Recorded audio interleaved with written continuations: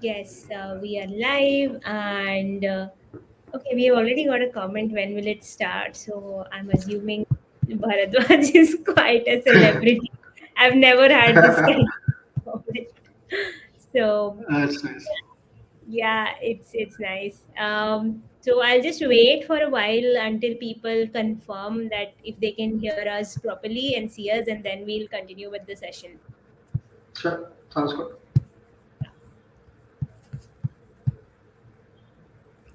Yeah, if you guys can confirm that if you can see us, hear us properly, I'll get started with the session. It's going to be a good one. I'm pretty sure. It's actually my favorite topic to talk about. That's nice. Yeah, but this today I'm not going to talk about myself. By the way, I'll just plug in my podcast, which I did with Pratik Pandey. So everybody go and watch that as well after the live.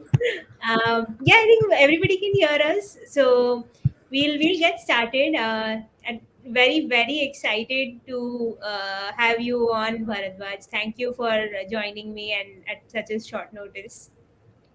Yeah, it's amazing to be a part of this, especially because I really respect what you guys are building at Factors AI. So yeah, it's really cool. Thanks. Yeah, all our pleasure. So, just by the way of introductions, Bharadwaj is the founder of Inbox Pirates Consulting, which essentially helps B2B companies generate leads and create demand using LinkedIn marketing and cold email outreach. Very briefly.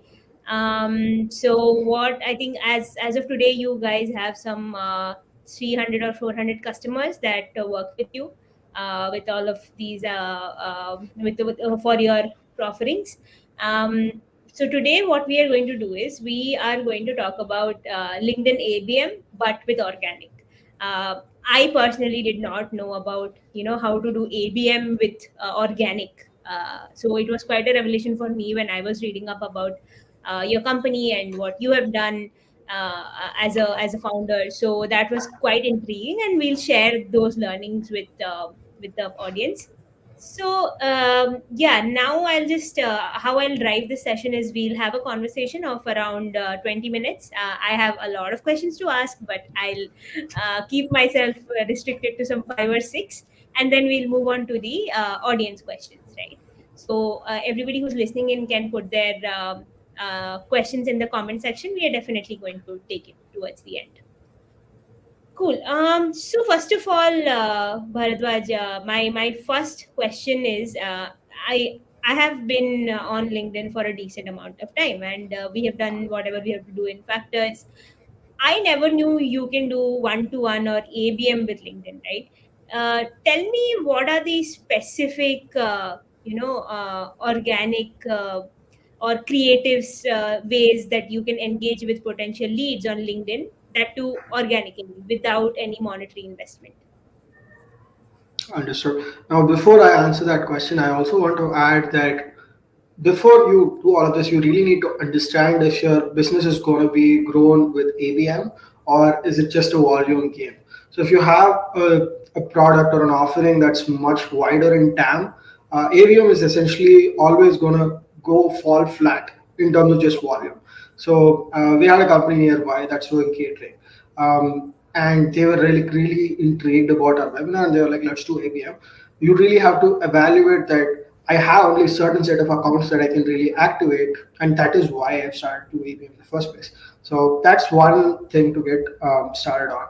Second thing is, I think LinkedIn is a great platform for ABM as opposed to anything else, mainly because I think that is their whole premise behind why they're selling or giving away this platform for free for people to use, and people voluntarily enter all their work information so that they can sell that data through something like Sales Navigator.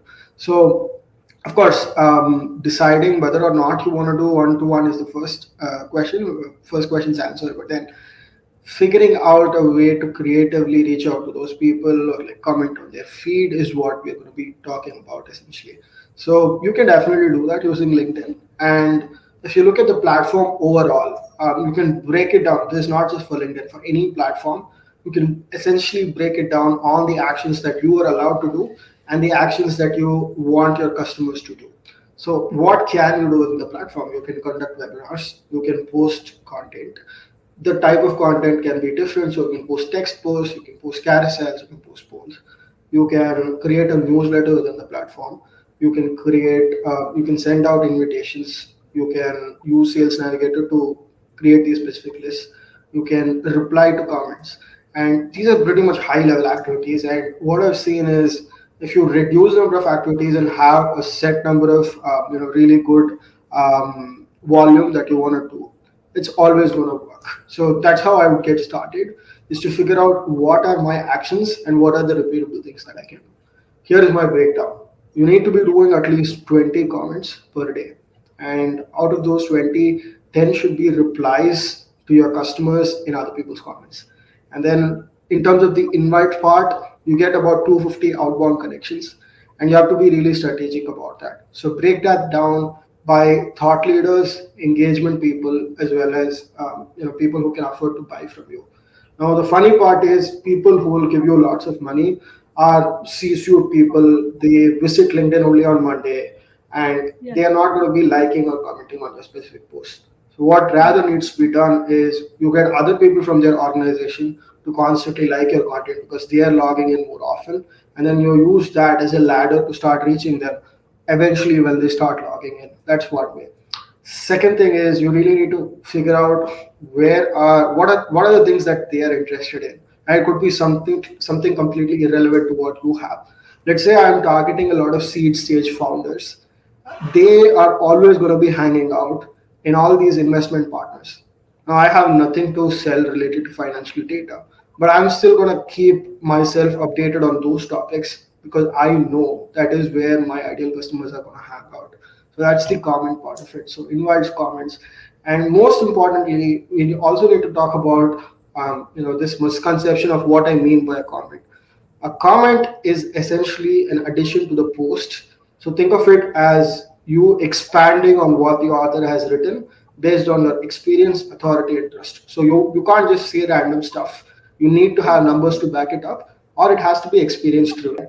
And why it's failing to get a lot of traction for people who are just blasting it in the comments is it cannot really understand sarcasm. That's one of the biggest drawbacks I've seen. And the second thing is it does not really add anything with experience. So it can say that these things are good to do, and this is what a research paper has said, but it doesn't have experience of its own. And that's the only thing you bring to the table that an AI never can. It cannot go ahead and send 60,000 emails and say that this was the learning I had from it, even if it had the learning inside the LLM, right? And then the third thing is obviously webinars. That's why we're conducting one. It's a great way for people to be hooked on to a longer form content, and people who tend to watch longer form content are easily convertible. Webinars have the lowest conversion rate of any online channel. So if you're comparing it with something like PPC, SEO, outreach, webinar is the lowest. It's actually 0.7%. So most people don't actually show up to webinars, but the people who do show up, it's the highest conversion. So if someone is positively replying to a cold email, does not necessarily mean they're going to buy from you. But if someone has walked through 1 hour of you talking to the camera, a really good chance that 60% conversions on top of that. So yeah. Right, right. I think it was a lot to take in, and I'll go back to this recording and I'll note it down and make a post about it. So, Okay. yeah, that's what we do, right? We repurpose content. That's good. That's good. Yeah. So now, picking up from one of the points that you talked about, right? When you say connect with people who are relevant to your domain and who you want to target, um, how strategic is that, right? Like, do you have a proper account list? Then you send it to your sales rep or your marketing reps, something like that, or something totally different that I have no idea about. Yeah, so you need to really be strategic about it, or else you're going to just waste out all of your connection invites. LinkedIn invites are fundamentally scarce, so you have to be really clear. And then connection requests from one profile is not the same as connection requests from another profile. If a CEO is sending them out, it has a much higher chance of getting accepted than an actual SDR. And you can't keep adding so many people to your specific organization. So in terms of how you need to be strategic about it, inside Sales Navigator, there is this filter that says recently posted on LinkedIn within the last 90 days. Mm, So if you have an account list already, you can take specific job titles or specific functions rather, and then break down people who have posted on LinkedIn in the past 90 days. Now, right. we go a step further. So we have an internal tool. What it does is a lot of people don't actually post on LinkedIn, especially if they're in the C-suite. We actually scrape their profile completely so that we're able to see when was the last time they put in a comment, which Mm, is usually more relevant.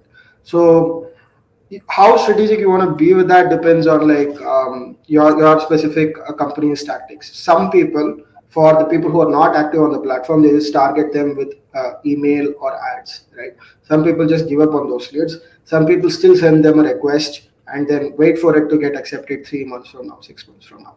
But the first point is you should always prioritize the leads who are posting on LinkedIn. Second part is, mm, do they have activity of commenting on LinkedIn? That's the first part of things. Second part is you go inside their comment sections and look at all these other people who are commenting, and that is usually a positive trigger. So it all cannot be your customers. If you're just looking at customers, people will not engage with you because they are hesitant about your authority, or they're hesitant about going forward or getting pitched on. Nobody wants to get sold all the time. It needs to seem natural. It's like you meet someone in person, you just don't go ahead and ask for their phone number. You have a conversation, you mention interests, and then it converts into something beautiful. So social selling is an important aspect of doing organic ABM by all means. So you just have to mention that you're just making yourself heard in terms of this is what we do, this is what mm. we're able to do. But you don't really say, I want you to buy it. This is what we have done for other people. That's always a better narrative to sell. Understood. Understood. Got it. So yeah, before I move on to the next question, I'll just mention one thing.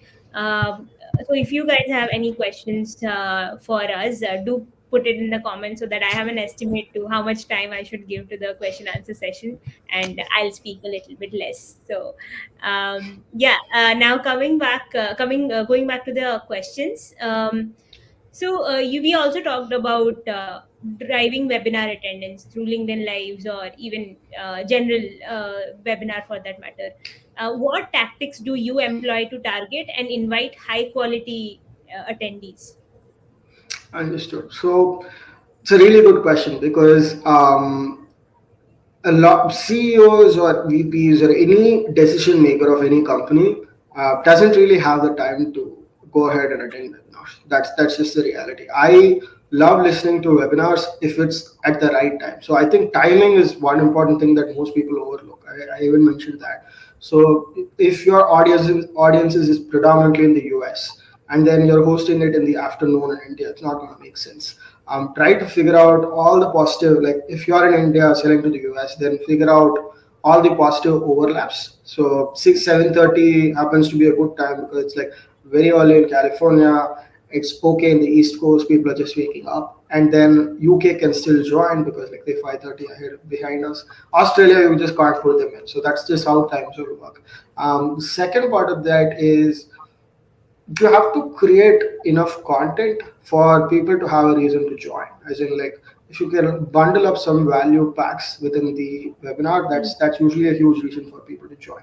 mm, If you have a spreadsheet, if you have any sort of ebook that is exclusive for the people who stay till the end, right? That's one tactic that I see. mm, Second thing is you can invite other people from the organization who might want to learn more. So a CEO might not have the same amount of enthusiasm to learn because they've probably already tried the things that you said.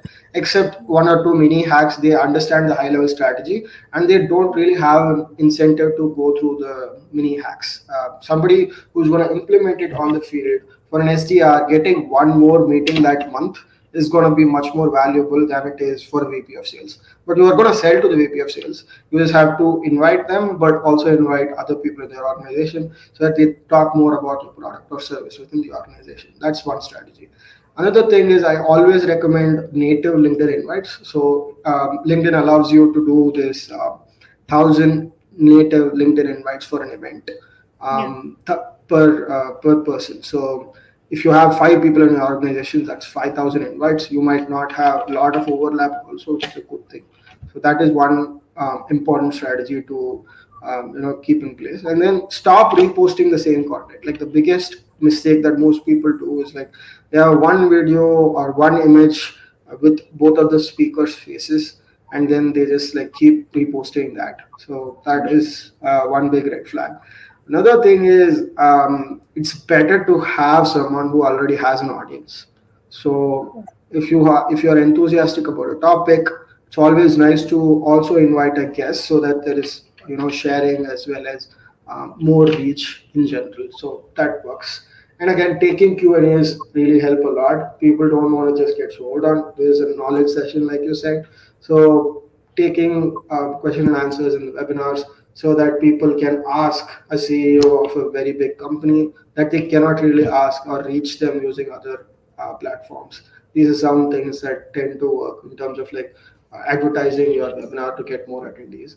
And most importantly, what worked for us is a lot of people will just scroll to the feed, accept it without even looking at the specific date. It comes in like a connection request when you're doing LinkedIn invites. So you really have to nurture them with email as well as SMS if you want them to show up. That really helps for us. It's like we do 3 days ago, we do an email. Actually, Akib from Mail Modo had a very good workflow for this, and we just copy pasted that. That really helped. So you just need to send them the link right before it's out. If you're doing it in the India region, WhatsApp tends to work well. If it's US, UK, you can still do SMS. So yeah. Understood. Understood. Got it. So now coming to you obviously work alongside cold emails as well, right? Cold emails have been around for a long while now. While I think, whatever I have seen in from my experience and around LinkedIn is that LinkedIn Organic is quite new to the market. Now, cold email, while it's a totally established form of reaching out to people, um, has not been very effective. It has to be complemented with another 5 6 things to make it at least a little bit effective on in getting people. Now, I just want to ask you, like as a company, you combine both of these, right? My one question is that how do you effectively combine outreach efforts with LinkedIn and also cold emailing tactics? So that's a great question. So I think I answered half of this, or like we went through half of this in the first question as well. First, you figure out if the lead is going to be active on LinkedIn or not. If the last time that they've commented is 4 months ago, don't waste your efforts on them. Because people tend to look at it in a more psychological way. They do it for a bunch of people and they think this is not going to work and they leave it.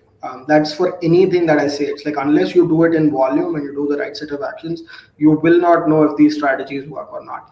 The first thing is you have to ensure if that lead is actually active in that channel, right?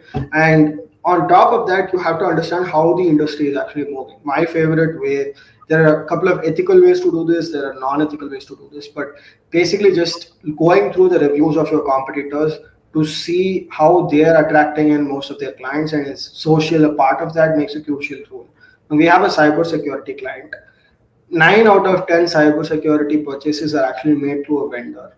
So, irrespective of how much high level demand you create, doesn't matter because people are not just developers. Whenever you're selling to developers, it's better to focus on platforms like Reddit or Hacker News than actually Hmm. go to something like LinkedIn. So, depends on your product, depends on your clientele. That's the first thing. Second part is let's assume if you're in HR tech, if you're telling a sales product, if you have something in marketing tech, Hmm. all these are great for LinkedIn because these job titles tend to be active and their job role kind of depends on being active on top of LinkedIn.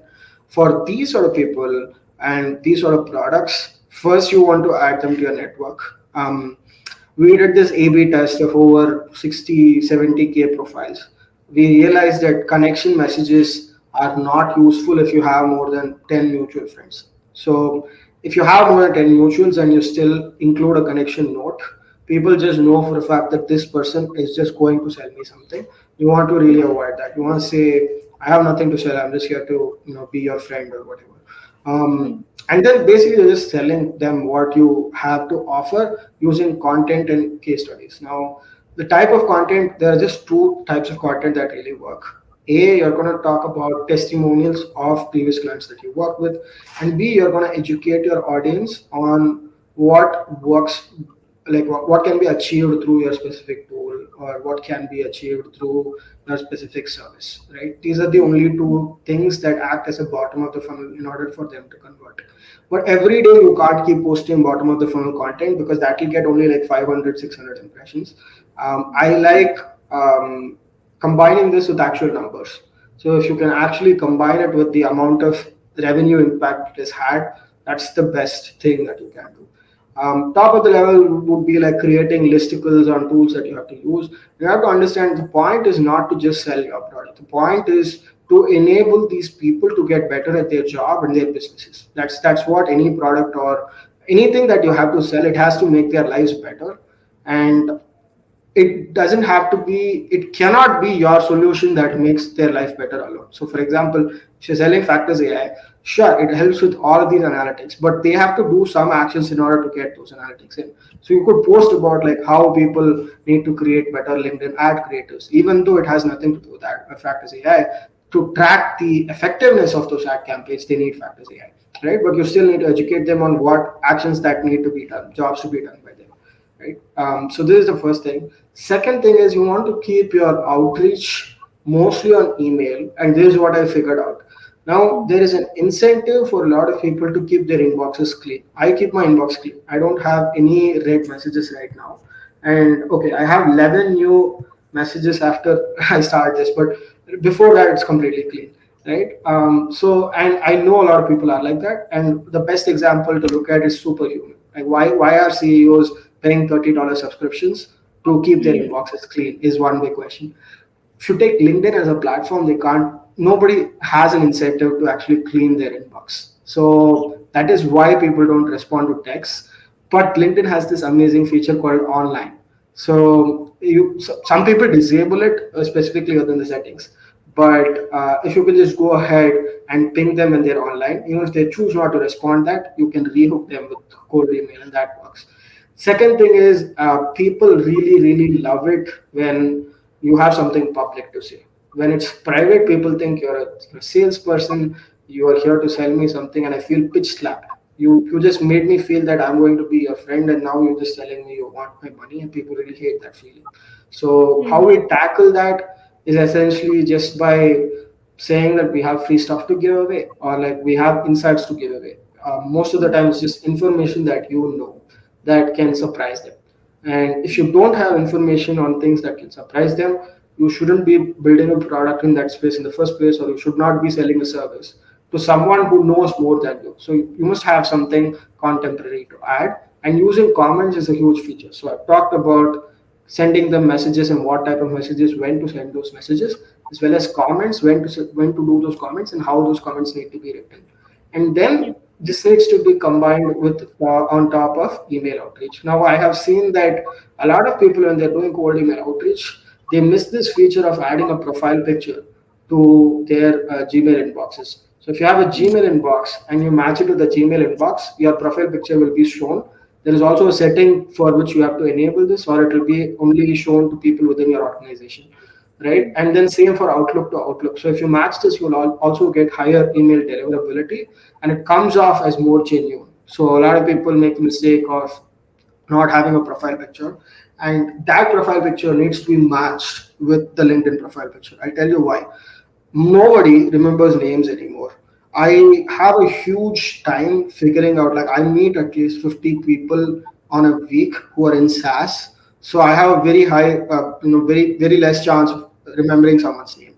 Truecaller is my default dialer. And the reason for that is I can enrich their names with just their phone numbers, but I save them with the company name. Company name are usually one or two syllables, and they're easy to remember. It's much easier to remember Factors AI than Priyanka. It's much easier to remember Inbox Pirates than Bharadwaj, right? yeah, And especially if it's cross boundaries, they can't even pronounce your name, right? Think about an American or a UK company remembering Priyanka. It's very hard. So once you match, and image retention is 600 times higher in our brains than text retention. So if you have a specific brand image, if you have red color in your logo and you match that with all the employees, five of your employees send them a connection request and they accept it or reject it, they're still seeing it. In the cold email, they see the same logo in the email signature. They also see the same profile picture, much higher chances. So that is how it needs to be combined. Essentially, we had a core layer of ads first, and then we do our LinkedIn outreach. We use a tool for this, and then this needs to be targeted using email. This is the best sequence. We have tried it in all different ways. We tried email first, then going through LinkedIn content, then going through ads. We tried all the different combinations. What tends to work is ads first, and then doing native LinkedIn invites plus content, organic content, and the third thing is just cold email. So that's the best framework you can follow right now. Right, right. I think quite comprehensive and holistic. Now we already have a couple of questions. This is my last question. When we talk about ABM, right, through LinkedIn or even generally how we engage on LinkedIn, what are the key advantages and disadvantages on focusing on profile growth versus company-wide growth? Or it might not be this binary, right? It can be combined as well. How do you think our focus should be as a company and an individual who's trying to do branding? So this answer is tricky because I get pressed on these every single day. So every company we consult with, they have problems with us managing their profiles. Obviously, for obvious reasons, the platform doesn't allow it. Is number one. The second thing is it might have really confidential data. So when you're managing a CEO's profile, you're gonna know about the layoffs before their employees do. You're gonna know about the funding before anybody else does. You're gonna know even text from their ex-girlfriends for all that matters. So you have to really have that those processes in place to ensure that they feel safe. And Yeah, why go the stretch of managing that is because like what you can do right now with a company page, you can conduct a webinar, you can do posts, and you can do comments, and then you can invite people to like your company page from your personal profile. These are the only four actions you can do. The amount of actions that you can do from your personal profile is just thousand times more that in terms of reach. Now, I want you to do this activity. Take LinkedIn, refresh the yeah, page, and then look at the first three posts. First two would be organic text plus image of some guy, and then the third is going to be a promoted company page. Uh, mm, and then only somewhere between 12th and 17th list item you actually see an organic company page. Now this can be moved a bit to the top if someone you know as a first degree connection that you interacted with previously has commented on that company page. But apart from that, if you're just posting from the company page, the reach is effectively zero because of the way the algorithm works, right? But what we see is conversions happen much higher organically in the company page. So, for yeah, example, in my personal profile, if I have to get up to 8,000 impressions, I might get 8 sales calls.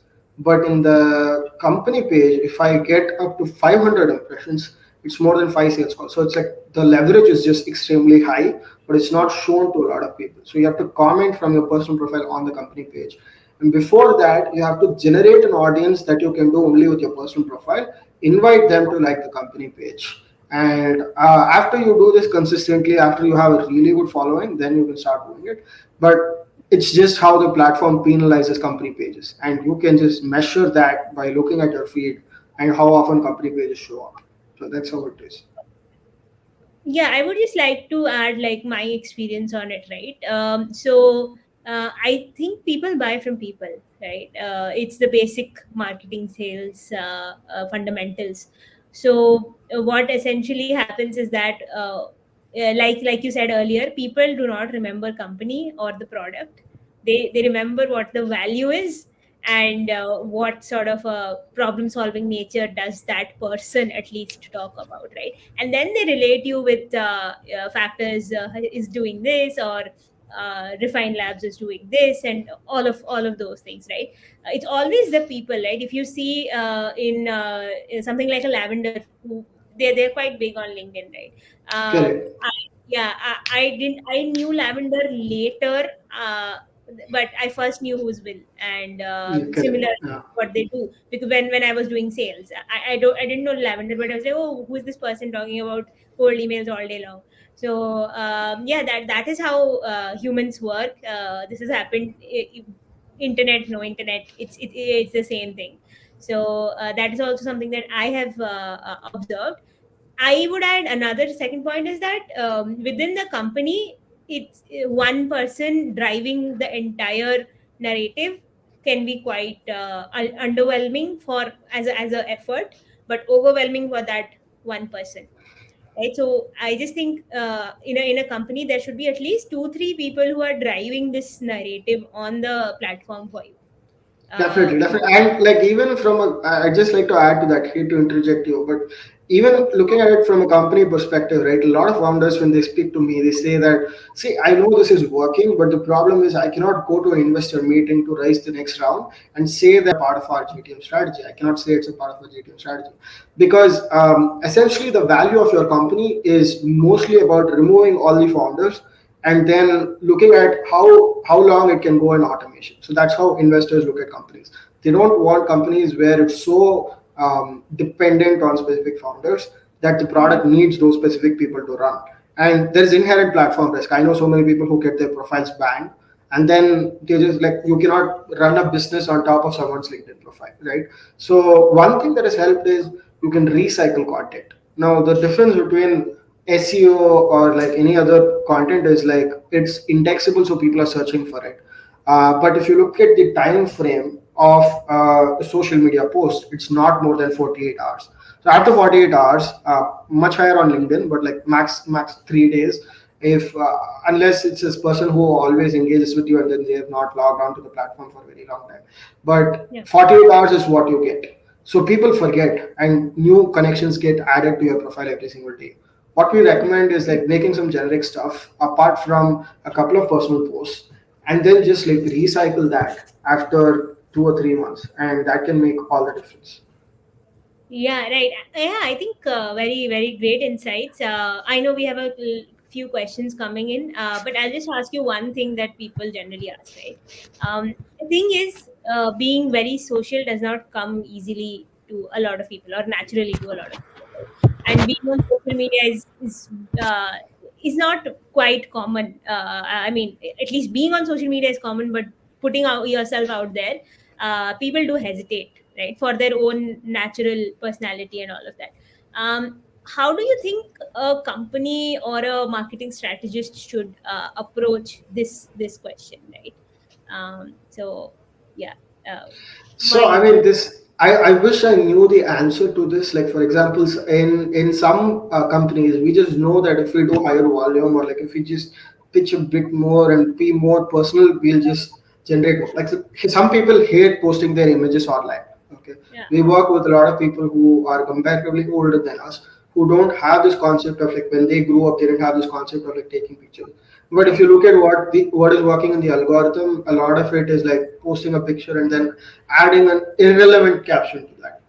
It somehow works. I did it today and it works. So that's what it is. You just have to feed the algorithm at some point.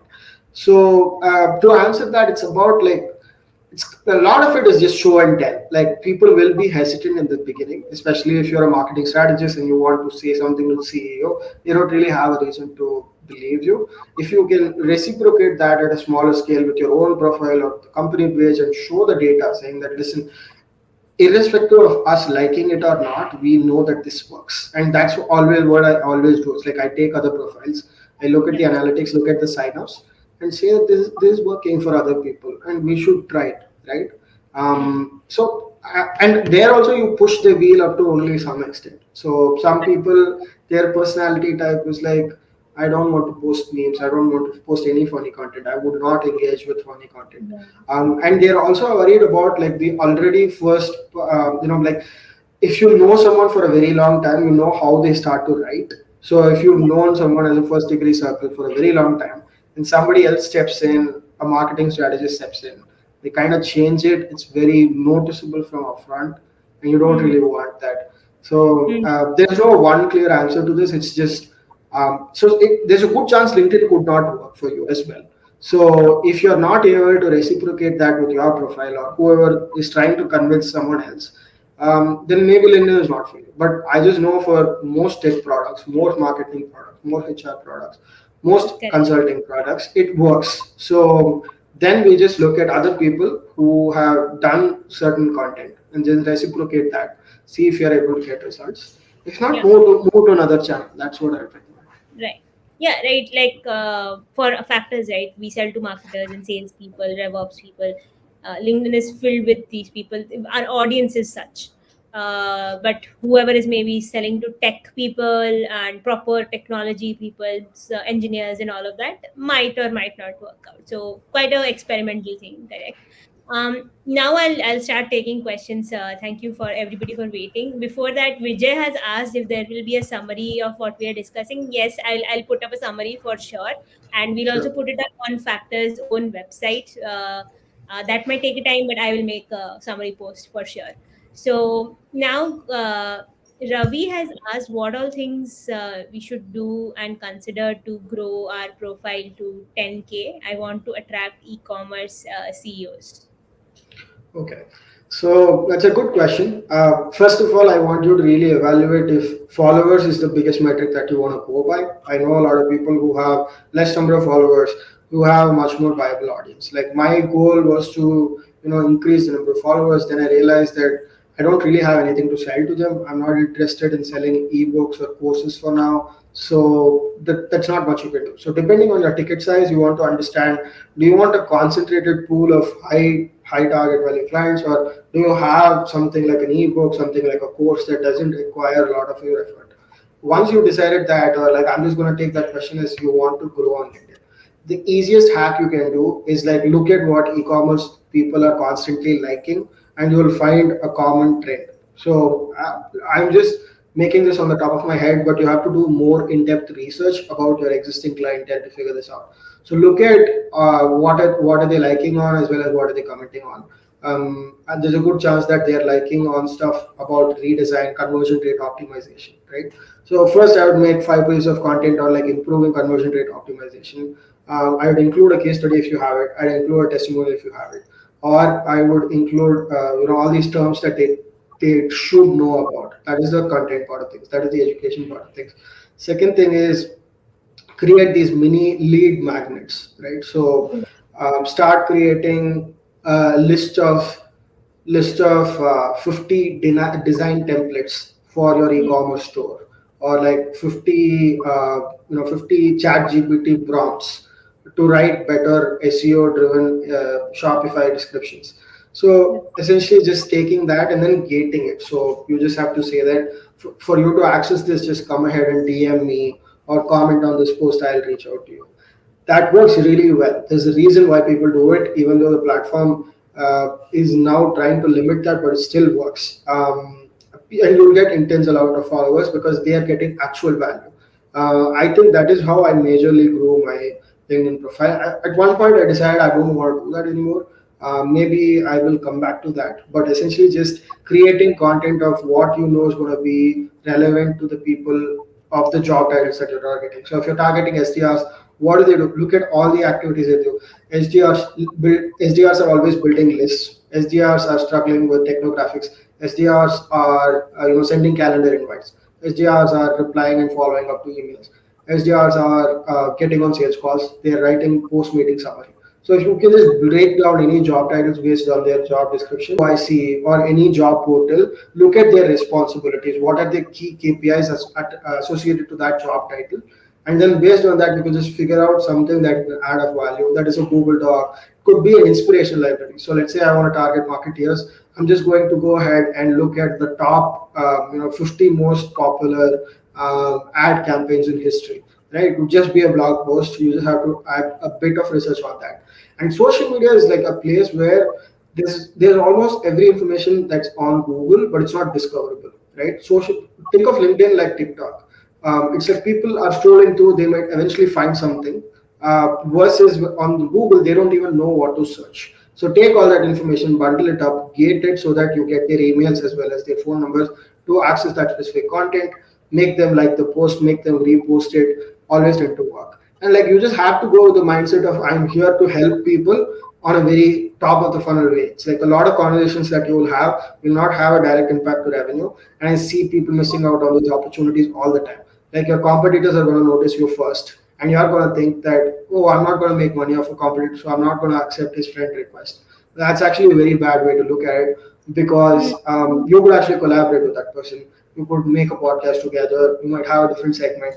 And I've seen so many people just reaching out. So if you run an agency or a product, just reaching out to someone who is a competitor or a contemporary can boost your sales by 20-30%. People are just shy to do that because they think that what they have is so unique, and like they're going to steal our market share. Every product has a specific niche, and just focusing on that makes all the difference. So that's your answer. Give value, gate it, and then also make sure that you are constantly connecting with other people, commenting on the right profiles. So you just can't steal an audience. That's how it works. So go to the place where they're always commonly commenting, and then look at all the people who are liking those specific posts. Look at the people who are commenting on that. A good chance Yeah. they'll also comment on yours. So add them to your network, and Yeah. pretty much like standard stuff. Right. I think bang on, very actionable insights, Ravi. That's. I mean, very very precise. We have another question which is related to what we talked about in the first point that we were discussing about. How much time, manpower, and expertise can I allocate internally to support my LinkedIn organic ABM efforts, considering my budget is $0? You can like answer it very precisely. We sort of discussed this already. Yeah, so I mean, that budget doesn't have to be a problem. It's just a time thing. And the good thing about like LinkedIn, as opposed to other things that I've tried out, is with cold email, you're gonna always compete with the guy who can do 1,000 more or 10,000 more. With ad platform, you're always competing with a person who can just spend more to get more leads, right? Organic, the beauty in organic is you also get to post one time a day. He also gets to post one time a day, right? They also Yeah. get to post one time a day. You get to send 250 outbound messages, they get to send 250 outbound messages. Maybe if they're farther ahead of you in the game, they might have a slightly better edge, but it's pretty much the same. You have to start someday, right? Mm. So in terms of time allocation, you have to figure out all these activities that I mentioned. You need to conduct a webinar once a month or once in 2 months. You need to have gated content 2 times a week. You need to have three top of the funnel posts that are also middle of the funnel maybe, and then one bottom of the funnel post. To create one post, if it's a carousel, you will get to a speed where you're reaching 30 minutes or 40 minutes to create a carousel. You can, I mean, I outsource this right now, so I'm not really sure how long it takes me now, but it should take somewhere around 15 to 30 minutes to produce a good carousel. If you're making a Right. lead magnet, that is around 1 to 2 hours a week. If you're posting a top of the funnel post, not more than 3 hours a week. So always create in weeks. If you're allocating budget daily, you are essentially betting on the fact that you're going to have the motivation to post every day, which is nobody, because you will have different priorities. You have to set up for the week ahead. Like for us, it's like at Inbox Pirates. Saturday we have to make sure our email list is going to be ready for next week, and our content Mm. is ready for next week. So we don't have to think much. So 2 hours for that, 2 hours for just like commenting on other posts. So the activities that you're doing on someone else's profile can be on a daily basis. So just spend. It is more along the lines of number of activities than number of time it takes. For example, you can post one comment that's really really good, and you don't have to think about commenting more that specific day, right? Got it. So it's more about quality than quantity. So comments is one thing that you have to take time for every single day. uh, just engaging with other people in their feed, as well as adding new people to the network. Now, adding new people to the network, that is a list building activity that can also be done weeks in advance. So for example, I've always seen the more time you spend doing the same activity in repetition, the more you'll get done. So Mm. instead of context switching, so I'm let's say I'm going to send five requests today, and then I'm going to do 5 comments, and then I'm going to send 5 messages. If you do it this way, you will actually take more time. But if you sit down, plan that, okay, I'm gonna just sit down and do list building for 2 hours. Let's say you get 1,000 leads. You don't have to worry about list building for the next 4 weeks, right? Because you Mm. can only send 250 profile networks. So 3 hours for list building for 2 weeks, and then 2 hours for just the carousels. every week, and then 1 hour for the content, 15 minutes every day for comments, and then webinars is like I think it requires like 5 hours, 6 hours of preparation, including the list building, inviting people, getting on the actual webinar, writing, publishing it on your blog. After that, sending an email, sending reminders. These are high level time activities that take. Got it. Understood. Understood. So now I've got a question. We have got two, three more questions, but before that, I'll just answer one thing. Somebody has asked if the recording will be available. Yes, it will be available on my profile as well, and we are streaming on Factors.ai YouTube channel. I'll link it right after we end the session for convenience. Now, Diksha has asked. Do you have any insights or strategies regarding consistent posting on LinkedIn? I think we covered that Yeah, right we now. covered most of it. Correct. Yeah. You go So on. Yeah, go on. Sorry. so this high level. So what will happen is just one addition about the LinkedIn algorithm. If you post consistently, what tends to happen is if they like one of your posts and then they come back to the feed, it will show an older post of theirs Yeah, from last week. But if you've not posted in the last 3 days, the algorithm has no content for them to show, even if they like you, right? So just posting content, that's one big benefit that people don't care about. Apart from the reach, apart from all the other things, um, it is telling the algorithm that okay, this person might like this because they have liked this, and just going with that really helps in terms of reach. absolutely, absolutely. So now moving on to the next question by Vijay. What could be a strategy for a company which is in its initial years, and if the founders haven't been active on LinkedIn for the past and have started developing their profile only recently, would there be a unique strategy for such an organization? In my opinion, more often than not, that doesn't have to be a unique strategy, because even if it is a company that has, even if the founder has not been active for more than 3 weeks, people usually forget because there are just so many people in social media that you don't remember the names. People don't remember anything. They just look at what is coming on their feed and they just choose to engage. One thing that I would add is maybe if it's a personality thing or they have a lot of first degree connections that already know them, just making a post saying that I am committed to start posting on LinkedIn can help initially get that specific boost. For example, a lot of people don't even have creator mode enabled. It's supposed to be default enabled after Feb 2024, I'm not sure, but if you enable that by default, you will get a peak of new followers, right? And then just saying that this is who I am, I'm going to reintroduce myself, and this is going to be my commitment from now on, is one part of the strategy that needs to be developed. Second thing is, if they have not shared a lot of personal stuff in the past, just Hmm. focus on value adds. So same thing that I replied to Ravikant.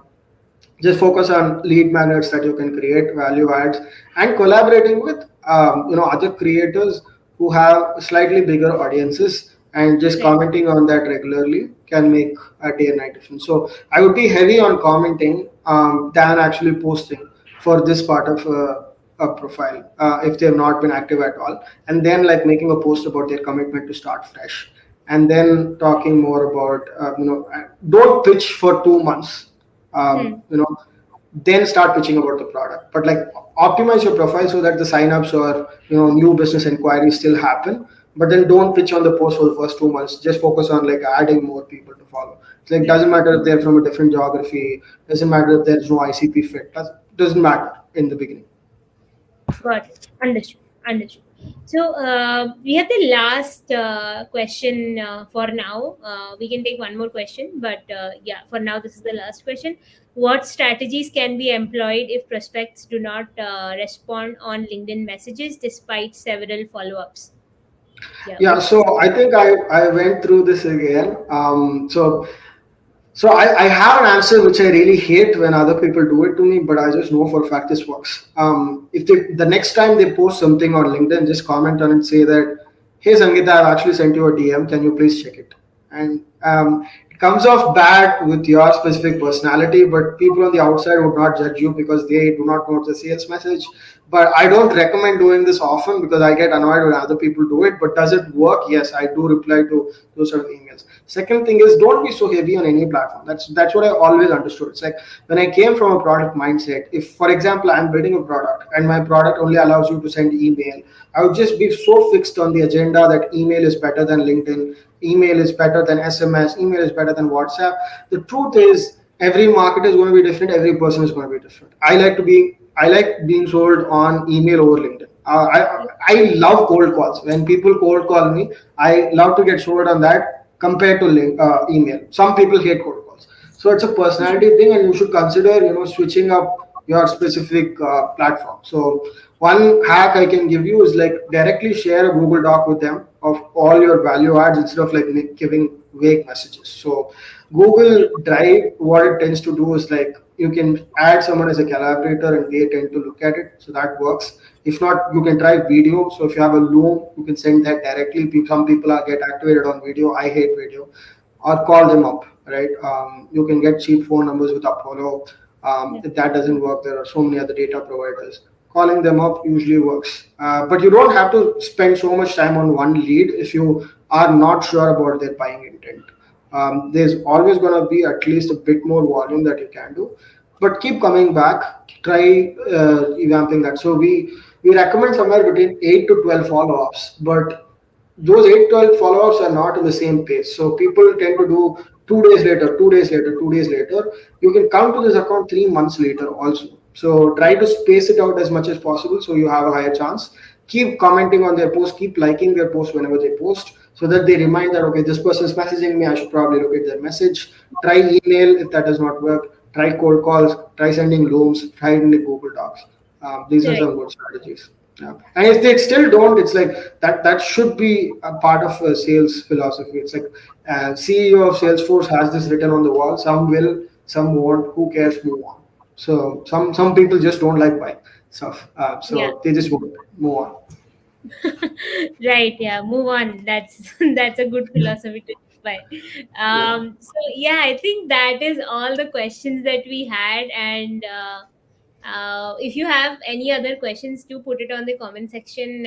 We'll reply to it after the session gets over, or DM Bharadwaj. He never replies or forgets to. Sorry, I Yeah. said the opposite thing. He never forgets reply. Yeah. And yeah, he keeps his inbox clean. So good person to DM. You'll get your reply. So Yeah, definitely. So, I mean, don't DM me on LinkedIn. I might not check it, but you can definitely like always send me an email. If you're sending me an email, very high chance that I'll actually, I won't reply probably, but I'll definitely see it. The best way to reach me. If you're selling something, I might not reply, but if you just have a question, happy to answer at any time. Yeah. absolutely, sure. And yeah, if you guys also like came into this live, you enjoyed it. I do lives quite frequently, or at least I try to. So do join in my lives. It's fun. It's casual conversations and a lot of learning. Thank you, Bharadwaj, for coming in. It was a great session. This is probably one of the best sessions that I have. Hosted, and I look forward to host you again, where we Sure. dive into like case studies of your clients and all of that. Maybe we can do that so that it's much more pinpoint and precise Sure. in audience's approach. So yeah, that's about it. Thank you for joining.